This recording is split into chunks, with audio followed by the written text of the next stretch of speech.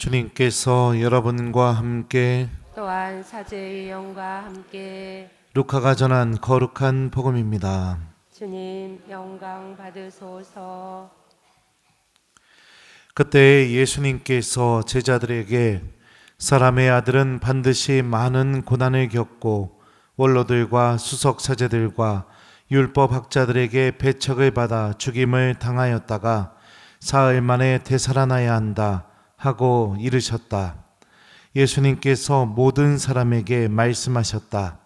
누구든지 내 뒤를 따라오려면 자신을 버리고 날마다 제 십자가를 지고 나를 따라야 한다. 정녕 자기 목숨을 구하려는 사람은 목숨을 잃을 것이고 나 때문에 자기 목숨을 잃는 그 사람은 목숨을 구할 것이다. 사람이 온 세상을 얻고도 자기 자신을 잃거나 해치게 되면 무슨 소용이 있느냐. 주님의 말씀입니다. 그리스도님 찬미합니다.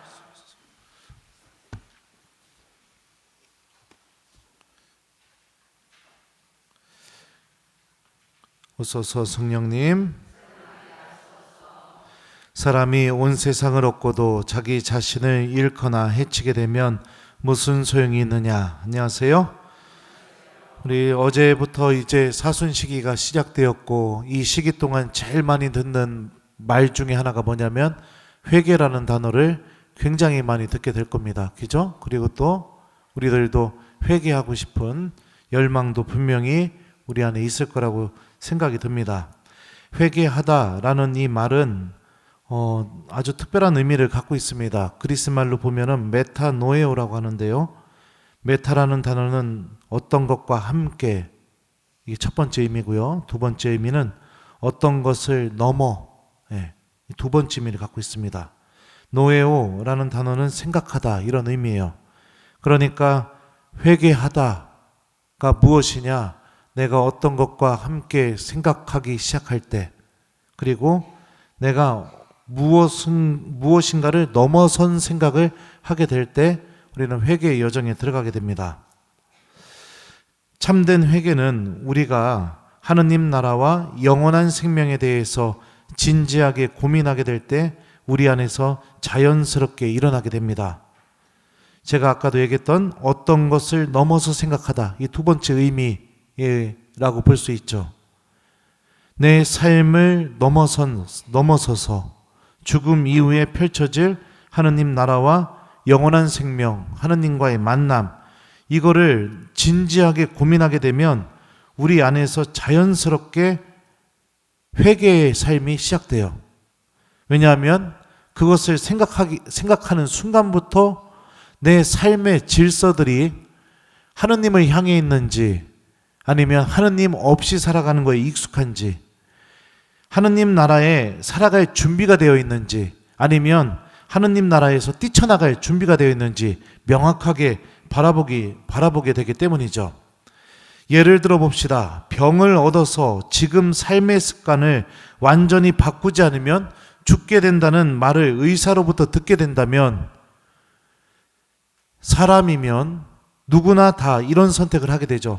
살기 위해서 아무리 고통스럽고 귀찮고 힘들고 버겁다 하더라도 내가 생명을 얻을 수 있는 의사의 말을 그대로 실천으로 옮기게 됩니다. 삶의 방식이 바뀌게 된다는 거죠. 왜요? 살기 위해서, 살고 싶으니까. 오늘도 제 친동생 부부가 왔다 갔어요. 왜 왔냐면 이태리로 성지순례 또 관광 뭐 이렇게 간대요. 부부가 단둘이 자유여행으로. 저한테 물어보러 온 겁니다. 그래서 제가 어디 가야 된다고 얘기를 해주니까 어떡할까요? 1번 그냥 웃으면서 듣고 그냥 그렇군요 이러고 갔을 것이다. 2번 수첩에 다 받아 적었을 것이다. 몇 번이에요? 왜요? 거기 가서 내가 의미 있고 또 기쁘게 시간을 보내고 오고 싶으니까, 거기 가서 하느님 만나고 오고 싶으니까. 그죠? 네. 목적이 분명하면은요 우리 안에서 이런 변화가 일어나게 돼요. 목적이 분명하게 되면. 내 삶의 순간, 지금 살아가고 있는 내 삶을 넘어서서 생각을 해 보십시오. 내가 살아가고 있는 내 이 삶의 습관들과 삶의 질서, 이 질서를 넘어서서 한번 생각해 보십시오.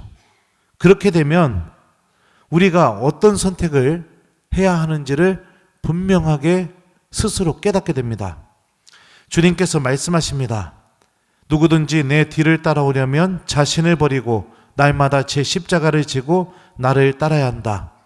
정녕 자기 목숨을 구하려는 사람은 목숨을 잃을 것이고 나 때문에 자기 목숨을 잃는 그 사람은 목숨을 구할 것이다.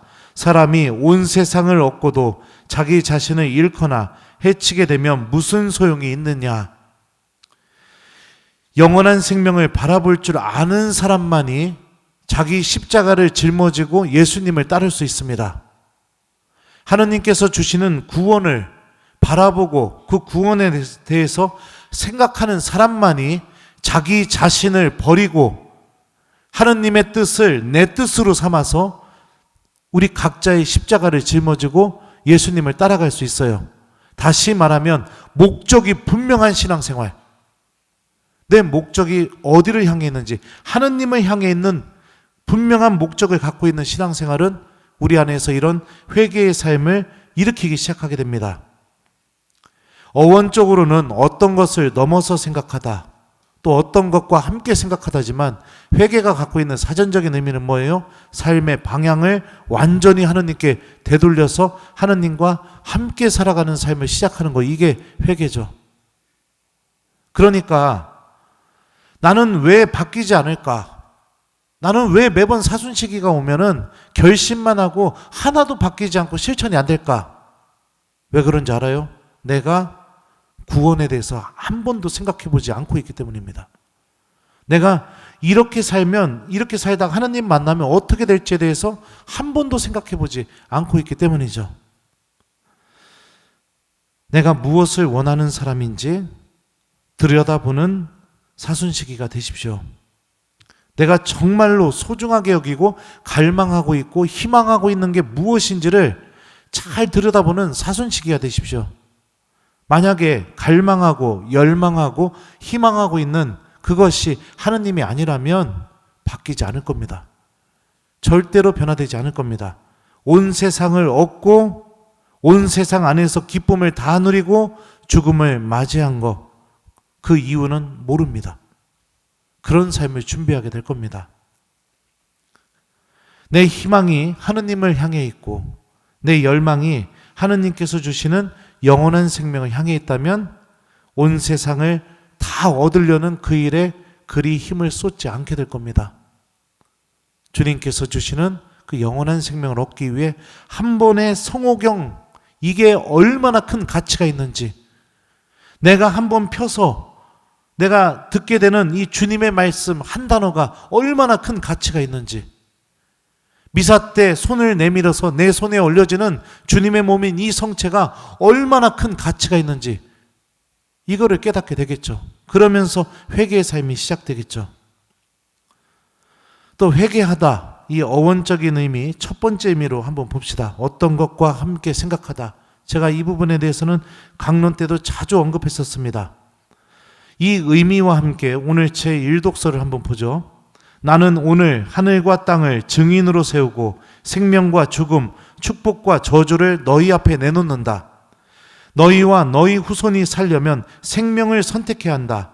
또한 주 너희 하느님을 사랑하고 그분의 말씀을 들으며 그분께 매달려야 한다. 주님은 너의 생명이시다. 우리가 생명을 얻는 길에 가장 기본적인 출발점이 무엇이냐? 바로 주님의 말씀을 들어야 된다는 것을 모세가 알려주고 있습니다. 말씀을 듣고 주님께 매달리고 하나님을 사랑하는 마음, 이게 우리가 생명을 얻는 삶이라는 것을 알려주죠. 어떤 것과 함께 생각하다, 회개하다, 바로 나를 생명으로 인도해 줄 수 있는 하나님 말씀과 함께 생각하는 겁니다. 모든 순간에 있어서 주님께서 어떻게 말씀하셨지?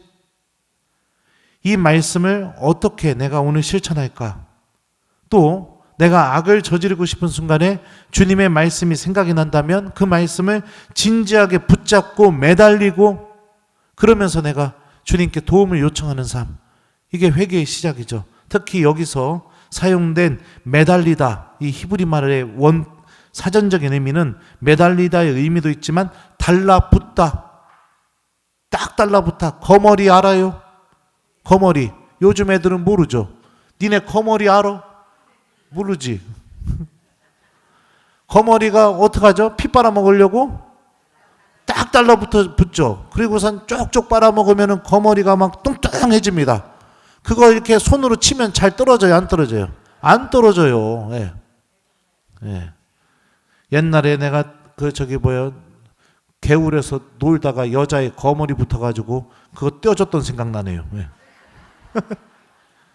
그렇게 붙어있는 거. 떨어지면 내가 죽을 것 같아가지고 그렇게 그냥 딱 붙어있는 거. 이게 매달리다의 의미예요, 여러분들. 말씀을 붙들고 예수님 옆에 거머리처럼, 표현이 좀 이상하지만 딱 달라붙어 있으려는 그런 신앙생활. 그게 우리가 회개의 삶을 살아가는 길이에요. 예수님 십자가 곁에 있었던 사람들이 누구였을까요? 요한 사도와 성모님이었습니다. 요한 사도는 이렇게 끝까지 십자가를 향해서 걸어간 이 두 분에 대해서 이렇게 묘사하고 있습니다. 예수님께서는 당신의 어머니와 그 곁에 선 사랑하시는 제자를 보시고 어머니에게 말씀하셨다. 여인이시여, 이 사람이 어머니 아들입니다.